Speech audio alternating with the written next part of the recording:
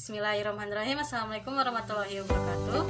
Perkenalkan, nama saya Sari Wifiani dengan NIM 22304176 dari kelas MBSE. Di sini saya akan menjelaskan tentang tantangan dan juga masalah yang dihadapi dalam manajemen bisnis sumber daya insani. Sebelumnya kita mengetahui apa itu sebenarnya manajemen sumber daya manusia insani.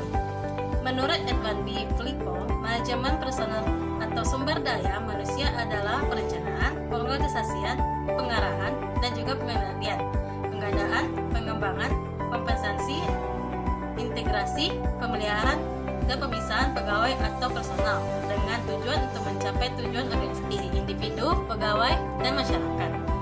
Perusahaan membutuhkan manajemen sumber daya manusia untuk membantu mencapai tujuan perusahaan.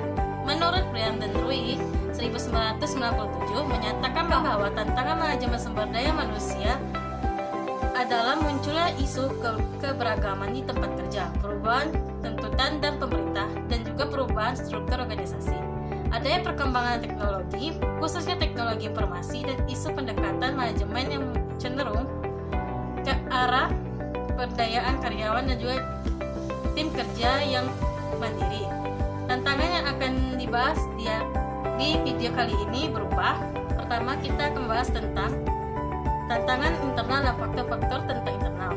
Satu, tujuan organisasi. Tujuan organisasi adalah objek di mana organisasi mengarahkan sumber-sumber daya dan penghasilannya yang berkaitan dengan penciptaan dan pemeliharaan nilai sosial dan juga tanggung jawab masyarakat.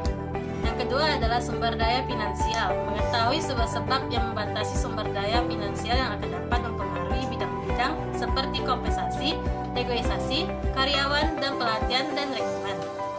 Budaya organisasi adalah keyakinan dan asumsi dasar yang memikat kebersamaan setiap anggota organisasi. Budaya organisasi mewarnai sikap dan perilaku yang komunikatif dalam interaksi sosial antar anggota perusahaan dalam dunia kerja. Yang keempat, struktur organisasi. Struktur organisasi adalah hubungan pelaporan formal, tingkat dan jenis divisi pekerja, serta merupakan alat pengordinasikan berbagai bagian dalam organisasi. Dijelaskan lebih lanjut bahwa untuk struktur organisasi juga mempengaruhi kelayakan dan aktualisasi sebagai alternatif sistem manajemen sumber daya manusia. Baiklah, pembahasan kedua merupakan tantangan eksternal. Tantangan eksternal adalah keseluruhan keadaan atau perubahan-perubahan yang bersumber dari lingkungan eksternal yang dapat menyatukan dan menghambat usaha peningkatan fungsi sumber daya manusia untuk mendukung dan membantu organisasi mencapai tujuannya, seperti berikut. Satu, keadaan dan perubahan tenaga kerja. Keadaan tenaga kerja yang mempunyai aneka macam latar belakang, budaya, dan nilai usaha, tingkat pendidikan dan kemampuan yang dibawa pegawai ke dalam organisasi, mempunyai dampak terhadap MSDM dalam upaya mengembangkan praktek-praktek atau kebijaksanaan sumber daya manusia yang tepat. Dua, keadaan dan perubahan teknologi. Sebagaimana yang kita ketahui, teknologi akan terus berubah, dalam arti akan ditemukan berbagai alat yang dapat menggantikan tenaga kerja manusia yang lebih baik. Yang ketiga, keadaan dan perubahan ekonomi. Dalam persaingan, keadaan dan aktivitas ekonomi yang senantiasa mengalami perubahan dapat mempengaruhi aktivitas bisnis. Yang keempat adalah keadaan atau perubahan dan permintaan. Yang ketiga, pembahasan ketiga merupakan tantangan individual dan persoalan. Sumber daya manusia pada tingkat individual mengarah pada keputusan yang berhubungan dengan karyawan secara spesifik. Tantangan individu ini bisa mempresentasikan apa yang sedang terjadi pada organisasi yang besar, seperti mengarah teknologi terhadap produksi karyawan. Tantangannya yaitu: 1. Keanekaragaman tenaga kerja, 2. Produktivitas, 3. Perilaku etis.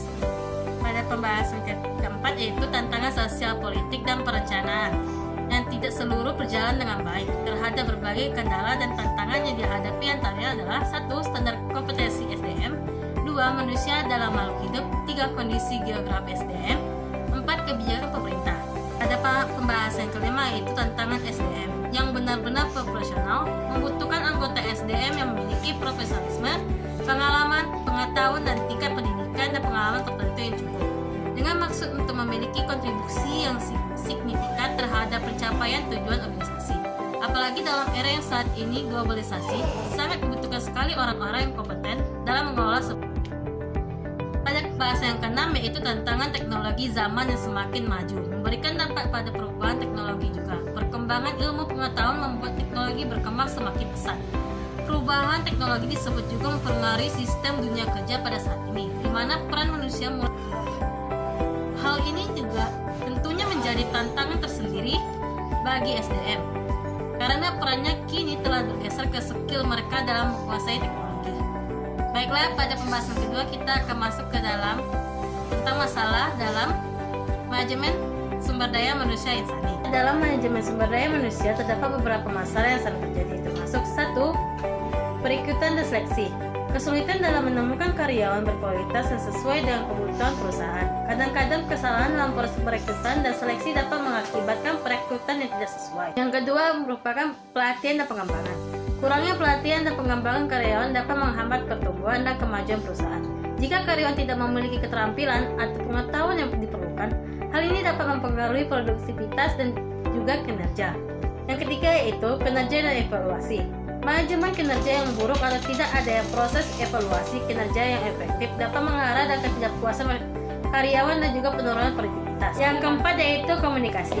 Masalah komunikasi di antara karyawan dan manajemen atau antara tim yang berbeda dapat menciptakan konflik dan juga ketidaksetujuan. Yang kelima yaitu keputusan karyawan. Karyawan yang tidak puas dengan kondisi kerja, kompetensi, atau lingkungan kerja dapat meningkatkan perusahaan atau menurunkan produktivitas. Yang keenam yaitu kebijakan dan kepatuhan. Perubahan dalam hukum ketenagakerjaan atau kebijakan perusahaan yang tidak jelas atau tidak diterapkan dalam konsisten dapat menciptakan masalah dan kepatuhan.